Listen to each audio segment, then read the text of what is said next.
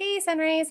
Ryan and I, kind of happened upon this book that we're going to be talking about in just a moment. But before we do that, I just kind of want to touch base and first thank you for the amazing work that you're doing and rolling with the flow, going with the flow, right?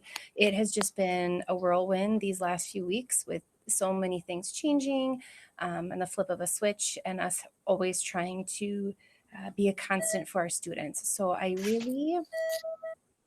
I want to let you know that I admire the hard work that you're doing. And when I have been checking in with kids, they love being with you and the things you're telling them and how you're connecting with them. So I feel like even though we are going distance learning, we're kind of stepping off onto the right foot with a lot of our students.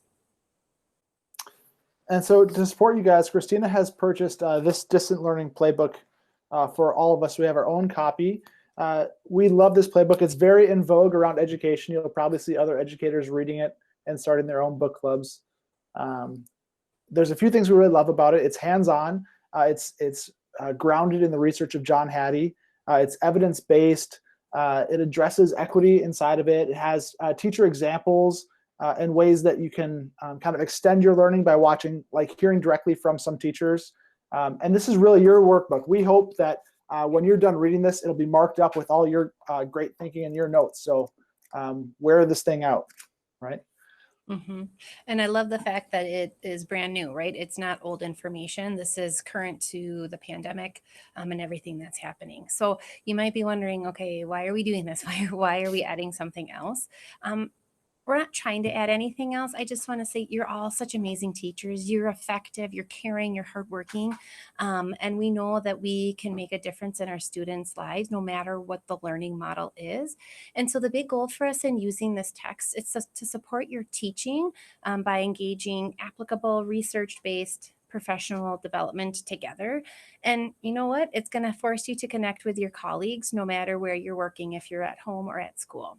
The cool thing about this book is it's divided into modules, and within those modules, we're going to have 5 different connection opportunities based on them. The first one, Take Care of Yourself, is what we're going to briefly run through today. And the second, The First Day of the School, will be front loaded to you next week. And then from there, you could have a choice on the topics modules that work best for you. And we're going to provide time for different opportunities for our Sunrise family to reflect and talk about those topics. If you're interested in diving further with the reading, we think that's amazing. So we will also organize a semi-regular virtual book club for anyone interested in reading the entire book.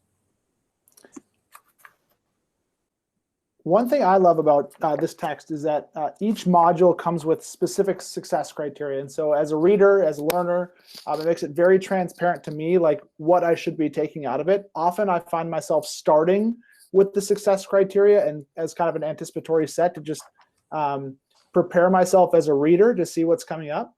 And so that's one thing I certainly love about this text.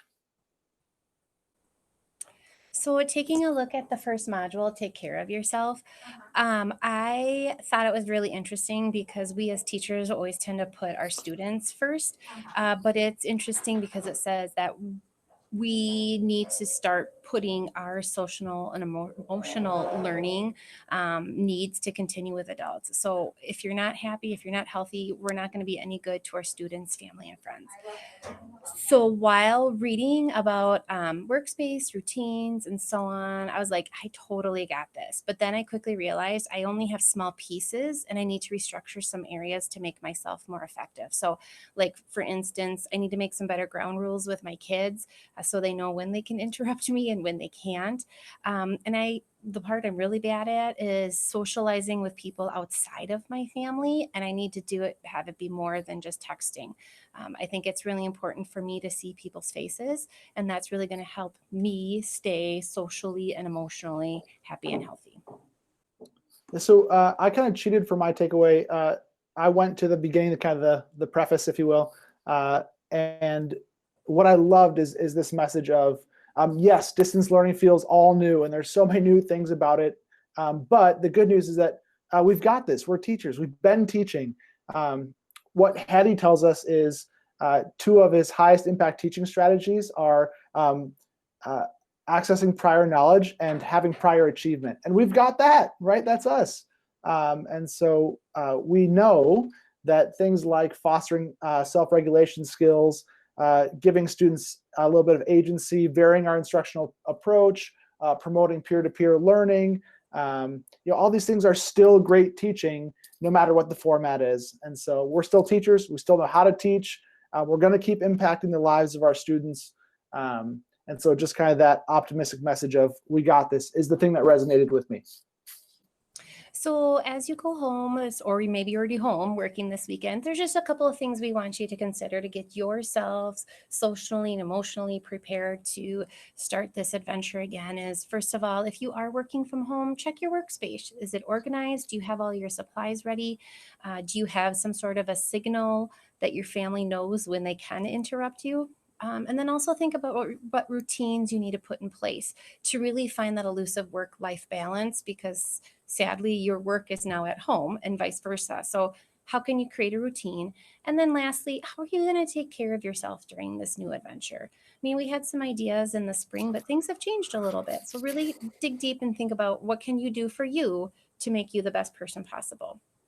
Thinking ahead to next week, things are going to be a little bit different when your classroom goes virtual and you're going to have all of your students together for the first time. It's almost kind of like it's the first day of school.